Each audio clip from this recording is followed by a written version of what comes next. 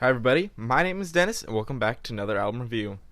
Today we're reviewing the latest album from the Black Eyed Peas, Masters of the Sun, Volume 1. Now this was an album that was a surprise to everybody. I mean, it's been 8 years since they put anything out, and it's without Fergie, thank goodness gracious.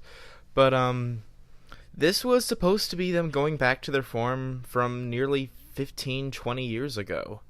And in some ways it did live up to that. It still wasn't perfect by any means, but it had a lot of really great songs that they wouldn't have been able to do in the recent years.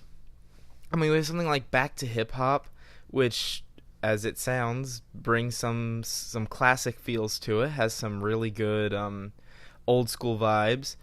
And it has Nas on it, and Nas has an amazing verse, almost blows Black Eyed Peas out of the water on this one if I'm being honest, but still, it's a pretty solid track. It's got a really great production, even though no one really says anything of value, it still is a lot of fun to listen to. And this can be said about a few more songs in the album, especially on Dopeness. Dopeness it's such an amazing song if you turn your brain off. They say nothing of value whatsoever. It's just about how dope they are. Which sounds really cringy, and if you think about it, it can be. But I mean, gosh, that is one amazing bass line. And the rapping, the flow of it, it's so well executed. And CL has a great verse at the end of it, too. I mean, there's not really much I can hate on this song for, because even though it's nothing in the terms of lyricism, it sounds so amazing. And it is a bit disappointing to an extent to see a lack of lyricism, especially after 8 years. You think having 8 years to think about things, they'd have a lot more things that are really introspective, really well thought out, really meaningful to say. And even though they really don't have anything like this to say, it still is a lot of fun to listen to. I mean, there are dud tracks. There's a good amount of them too. I mean, we have Yes or No, which has a pretty bleh chorus, a pretty bleh verse. Nothing really intriguing about it. Nothing really memorable about it. Same Get Ready has a good hook, and that's what Black Eyed Peas does well. They make pretty good hooks pretty consistently. And this album is no different. But unfortunately, a lot of the songs, despite their hooks, have some pretty bland, pretty generic verses. I mean, Yes or No, Get Ready, even Forever. And I was really disappointed with Forever because I think it has an amazing instrumental. I love the really soft, really almost elevator music-esque xylophones going on. It's just really soothing, really easy to listen to on the chorus. And then after the hook ends, we have a pretty mediocre at best, bad at worst verse. I mean, and it just goes on for the length of the track. So that one is a bit disappointing. But even with that, right after that we get Constant, which is amazing, really like quick, upbeat, funky jam that is just a lot of fun to listen to. Like I said before, there's nothing of value you can get from the lyrics, but gosh, that is one amazing experience. Like, there's no other way to put it. It's just so much fun to listen to. I mean, there's a lot that you can be like, wow, this is horribly written. I guess not horribly written, but it's just nothing. It's nothing.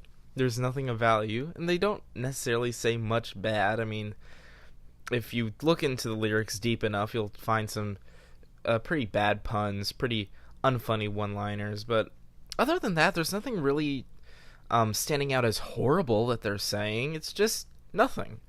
And that's fine if you're just looking for a fun song to move your head with. If you're not looking for a really in-depth experience, there's nothing wrong with that.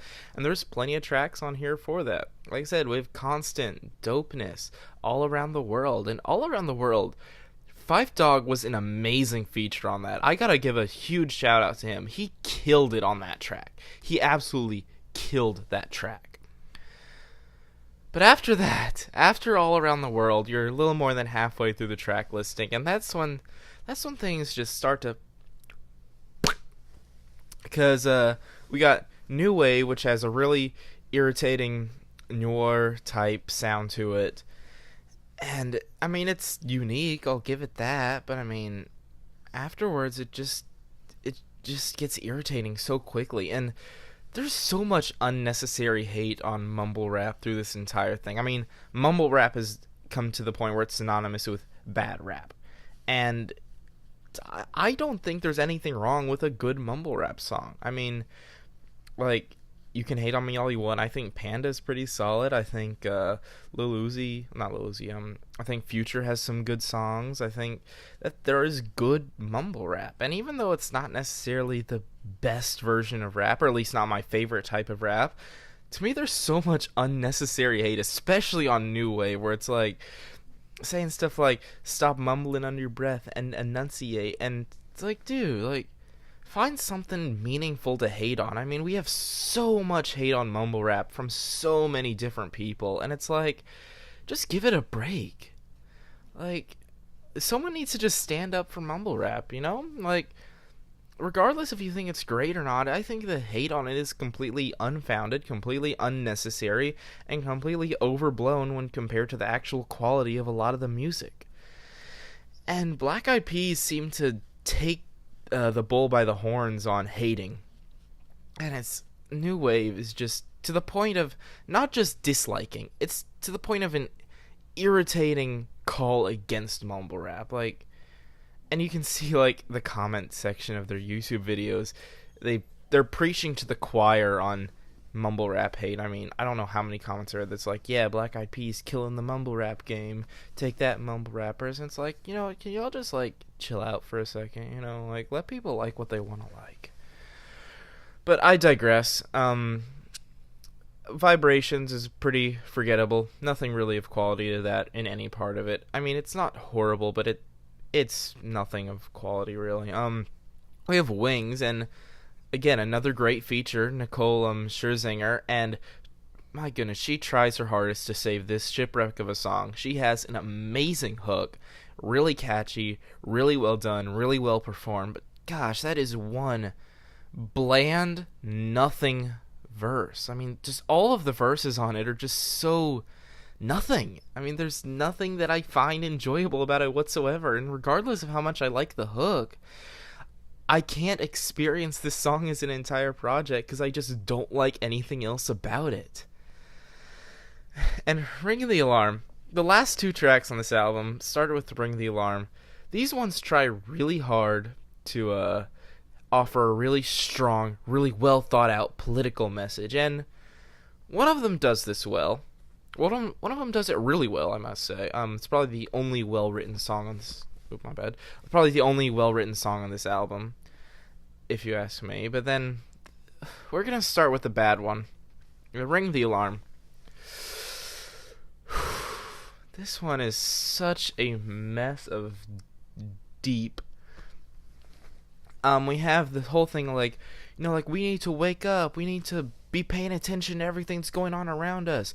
The government is hiding stuff from us. They have the cure to AIDS. They have the cure to cancer. Look at the Illuminati. It's like, dude, can you focus on something more than a conspiracy theory for more than 2 seconds?